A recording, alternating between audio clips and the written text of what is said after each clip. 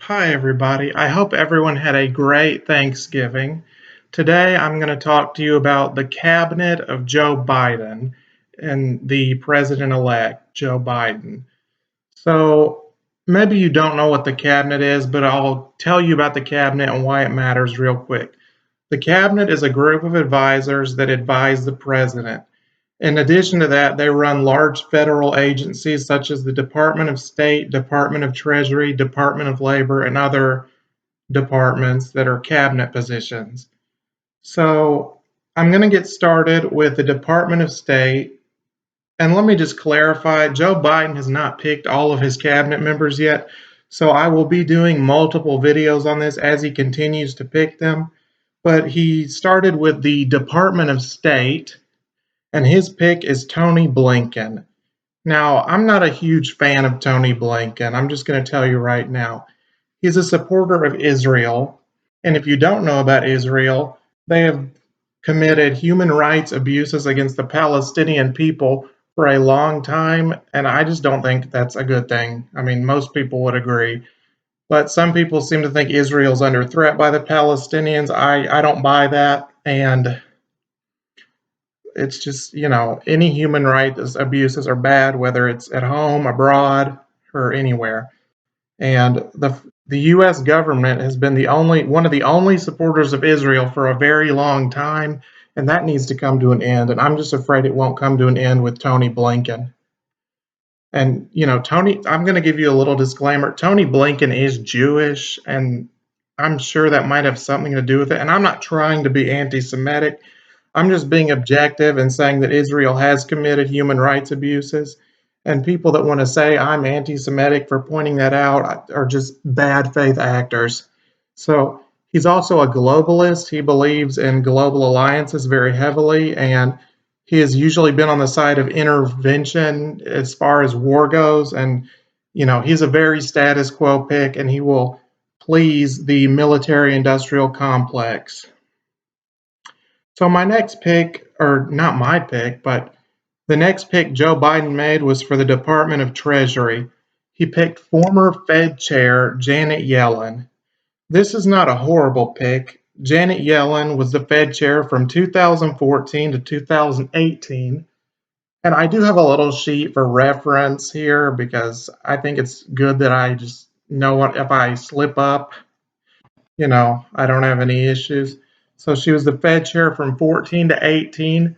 She is very by the book. She doesn't make a lot of big splashy moves, but she's kind of another establishment pick. But I think she's better than the current Secretary of the Treasury, Steven Mnuchin. I mean, he's practically a white collar criminal almost, but he's never been convicted of anything. But he could be if they really investigated him. But yeah, Janet Yellen, I'm not disappointed with this pick. It's decent. His next pick was the Secretary of Homeland Security, a guy named Alejandro Mayorkas. He was the Deputy Secretary during the Obama administration, and he created DACA. So this isn't a bad pick either. He created DACA. That's a very good program, a really, really important, good program for our country and for all the dreamers that want a life here. So he's not a terrible pick at all. His next, this is technically a cabinet level position, but the Director of National Intelligence is Avril Haines. I'm not a big fan of this pick.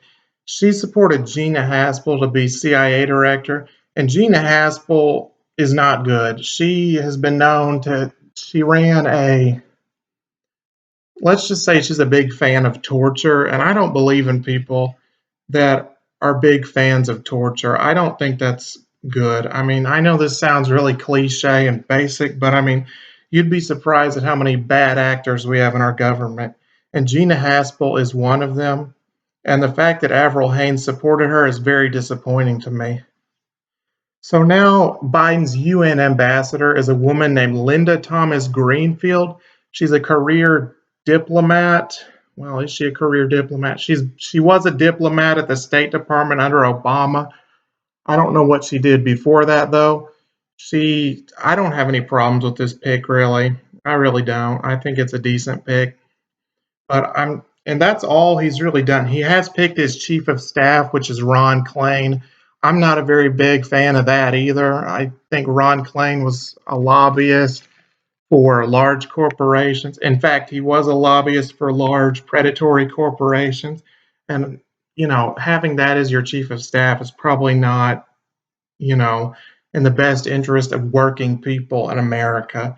And I know I'm more opinionated in this video than I usually am. But I mean, I think I've been very fair with assessing these cabinet picks. About 50% of these are decent, and the other 50 are just not. So I'm trying to be fair without, completely, being just a pessimist. I'm trying to be as optimistic as possible, believe me. So this is all the cabinet picks I have. But like I said, he's going to be making more cabinet picks in the coming weeks and days. And I will be back to talk about those other cabinet picks. I'm certainly not going to just be silent and go away. So I thank everyone for watching, and I'll see you in my next video. Have a great day.